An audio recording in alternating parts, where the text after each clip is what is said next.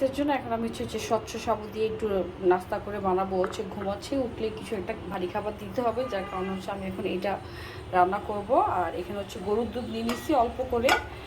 আর যাদের বাচ্চা হচ্ছে মানে 2 বছরের নিচে, তারা হচ্ছে ফর্মুলা দুধটা অ্যাড করবেন, আর সেটা হচ্ছে রান্না করার শেষে। ফ্রাইসটা হচ্ছে আলহামদুলিল্লাহ অ্যালার্জি সমস্যা নাই, যার কারণে হচ্ছে ওকে আমি গরুর দুধটা দিব, মানে দেই সবসময়। ডিরেক্ট গরুর দুধ দিই না, গরুর দুধের সাথে কিছু না কিছু মিশিয়ে দিই।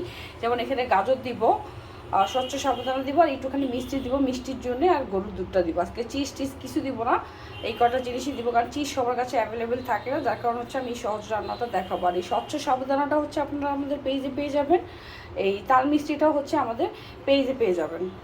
এই যে তাল মিষ্টির অরিজিনাল কালার হচ্ছে এইটা, সাদা না, হ্যাঁ, এই যে এরকম কালার থাকবে। আমি এখন সব একবারে ঢেলে দিব। গাজরটাও দিয়ে দিলাম, স্বচ্ছ সব মিষ্টিটাও দিয়ে দিলাম। এখন এই যে এটা 3 থেকে 4 মিনিটের মতো লাগবে রান্না করতে। পানিটা শুকিয়ে আসলে হচ্ছে আমি নামিয়ে নিব। আমি একদমই সহজ করে বসিয়ে দিলাম, যাতে হচ্ছে আপনাদেরও মানে রান্না করতে সুবিধা হয়, যার কারণে সব কিছু একবারে দিয়ে। সাবুদানাটা হচ্ছে দুধটা নর্মাল থাকতে থাকতে দিতে হবে না, গরম থাকলে দিলে কী হবে ওই জিনিসটা লেগে যাবে, যার কারণে হচ্ছে সব কিছু একবারে দিয়ে আমি বসিয়ে দিয়েছি।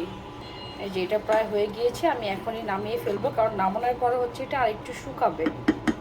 এটা যে অরিজিনাল স্বচ্ছ সাবুদানা, এটা হচ্ছে এই যে রান্না করার পরও এটা গলে যাবে না, হ্যাঁ, এই যে এরকম থাকবে। এটা হচ্ছে আপনারা আমাদের পেজে পেয়ে যাবেন।